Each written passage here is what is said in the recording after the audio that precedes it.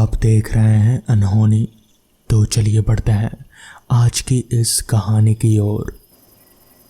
आज अपने खास दोस्त प्रदीप की असमय मृत्यु का दुखद समाचार सुनकर सबसे पहले मैं अस्पताल पहुंचा और जब वहां से वापस लौट रहा था तो अचानक एक काले कुत्ते के सामने आ जाने पर मैं भी भयानक रूप से घायल होकर हॉस्पिटल में अचेत पड़ा था। आंखें खुली थी, देख रहा था पर बोल नहीं सकता था। घर के सब लोग रो रहे थे। नीता का रो रो कर बुरा हाल था। उसका रोना सुनकर मेरा दिल फट रहा था, पर मैं उसे सांत्वना देने में असमर्थ था। थोड़ी देर बाद मेरा घनिष्ठ दोस्त नीरज भी आ गया। उसे देखकर मुझे वो हादसा याद आया जो मेरे और प्रदीप के साथ घटा था। 6 महीने पहले की बात है। मैं ऑफिस से आया तो नीता मुझसे पहले ही आ चुकी थी। उसके हाथ में एक शादी का कार्ड था। मैंने उससे पूछा कि किसकी शादी है, तो उसने बताया, आज हम दोनों का कॉलेज फ्रेंड नीरज आया था मेरे ऑफिस में, वही ये कार्ड देकर गया। अगले हफ्ते उसकी शादी है। देखो, तुम चले जाना, मेरी नई नई नौकरी है इसलिए छुट्टी नहीं मिलेगी। तुम नहीं जाओगे तो नीरज को बुरा लगेगा। तो इस पर मैंने कहा, अरे नहीं, बुरा वो नहीं मानेगा। वैसे भी गांव की शादी में मुझे जाना पसंद नहीं है। अपने दोस्त प्रदीप से पूछ लो, उसे भी तो बुलाया ही होगा ना। नीता ने कहा, ठीक है, उससे फ़ोन करता हूँ। अगर वो चलने को तैयार हो जाता है तो फिर देखा जाएगा। कहते हुए मैंने प्रदीप को फ़ोन लगाकर कहा, क्या अगले हफ्ते नीरज की शादी में चलोगे?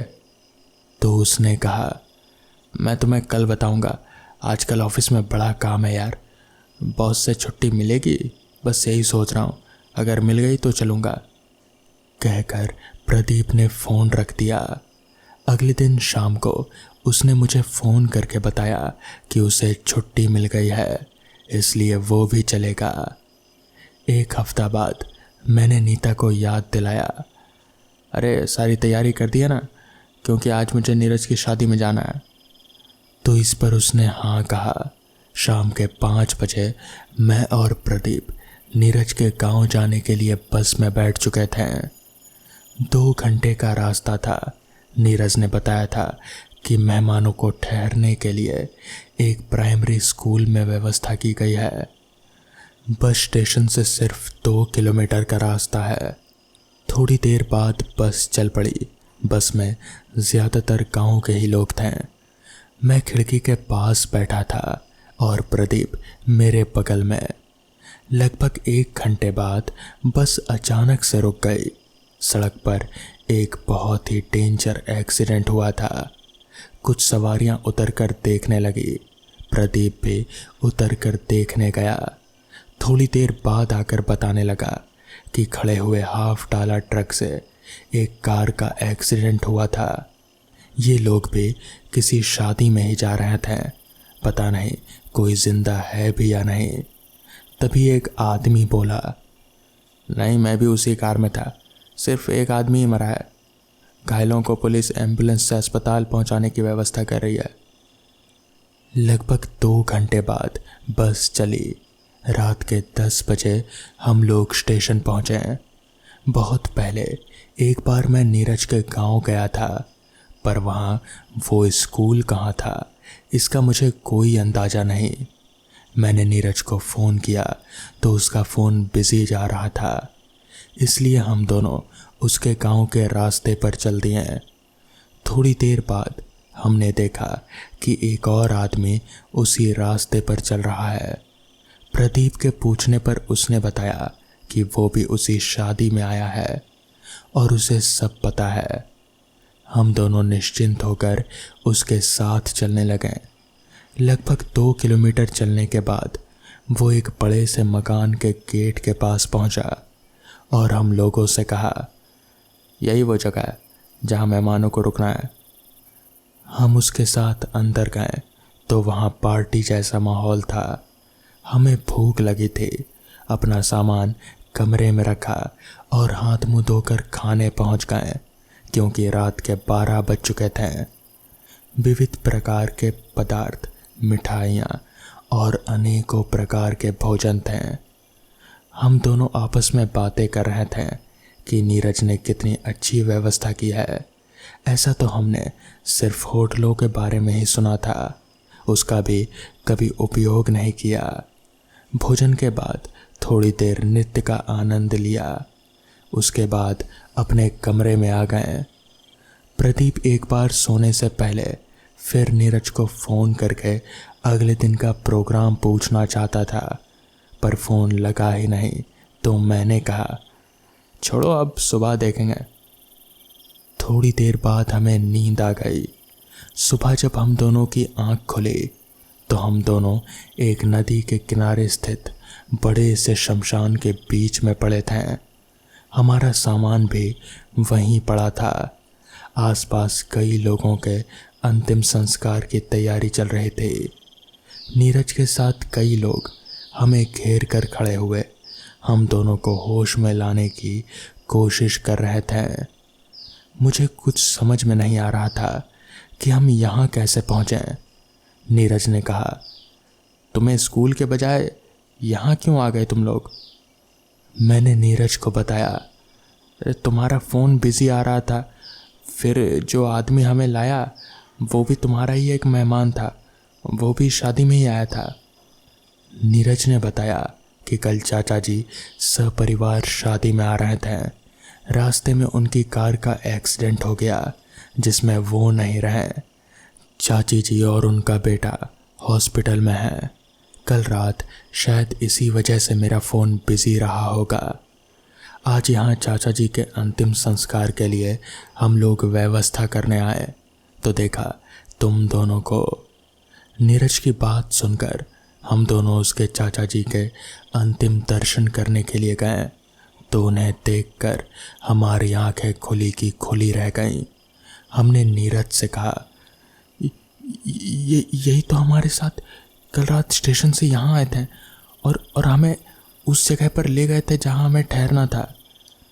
तो इस पर नीरज ने कहा, कल 6 बजे एक्सीडेंट में इनकी मौत हो गई थी।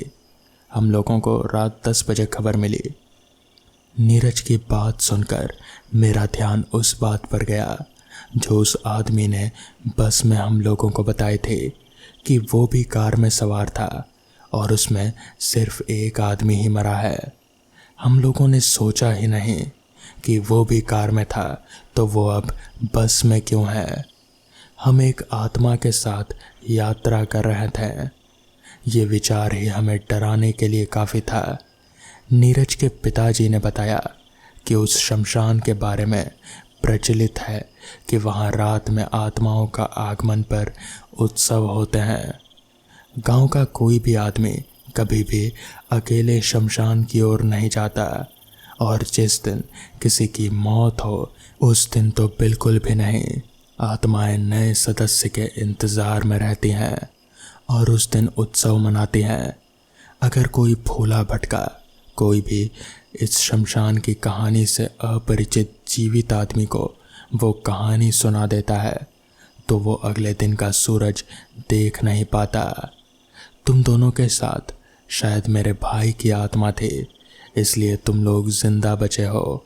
फिर भी अपना ध्यान रखना। कहते हुए वो कुछ चिंतित से हो उठे। मैंने उन्हें वहाँ के भोजन बाकी सब के बारे में बताया तो उन्होंने भी दांतों तले उंगलियां दबा ली, क्योंकि आज तक शमशान गया कोई भी आदमी वापस नहीं लौटा जो भी वहाँ की दावत की कहानी सुनाता। 2 दिन बाद जब हम लोग वहाँ से अपने घर के लिए चलें तो नीरज के पिताजी ने हमें समझाया कि बेटा, शमशान की घटना के बारे में किसी से मत कहना, क्योंकि कहा जाता है कि इससे आत्माएं कुपित हो जाती हैं और फिर उस आदमी के जीवन पर संकट आ जाता है। मेरा दिल ज़ोर ज़ोर से धड़क रहा था कि कहीं प्रदीप ने इस घटना के बारे में किसी से बात तो नहीं की। मुझे महसूस हो रहा था कि अब मेरा जीवन भी संकट में पड़ चुका है। आंखों के सामने अंधेरा और उस अंधेरे में थी चमकती हुई बहुत सी आंखें। तो दोस्तों, ये थी आज की पहली कहानी। तो चलिए बढ़ते हैं आज की दूसरी कहानी की ओर। रात रानी के फूल से तो सभी वाकिफ होंगे। ये एक नायाब फूल है जो काफ़ी अलग है ज़्यादातर फूलों से।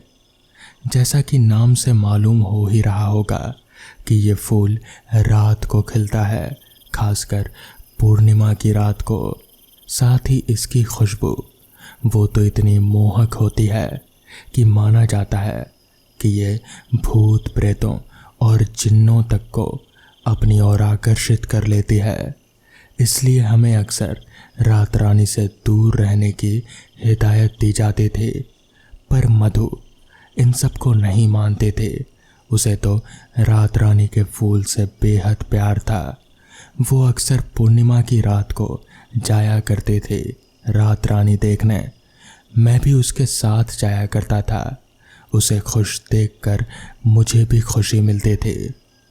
पर मेरी खुशियाँ ज़्यादा दिन नहीं रहें। हाल ही में एक कार दुर्घटना में मेरी मधु की मौत हो गई। अब मेरे पास कुछ नहीं बचा सिवाय मधु की यादों के। ये रात रानी का पौधा निशानी है मेरी ज़िंदगी के उन हसीन पलों की। अब मैं अक्सर इस बंद पड़े बाग में आता हूँ उन यादों को ज़िंदा रखने। पर सच्चाई ये है कि मैं यहाँ आता हूँ इस आस में कि मधु की रूह से मेरी मुलाकात हो जाए। वो भी खींची चली आई इनकी खुशबू से।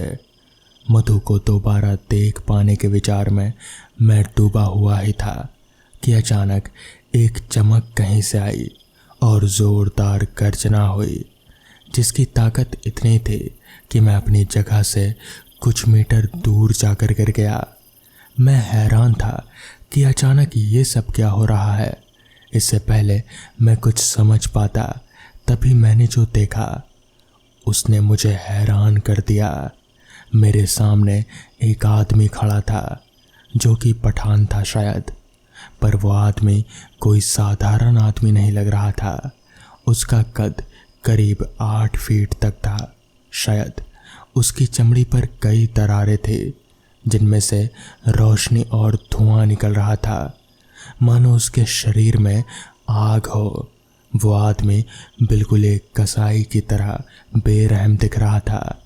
वो अपनी लाल लाल और सुरमे वाली आंखों से मुझे गुस्से से घूरे जा रहा था।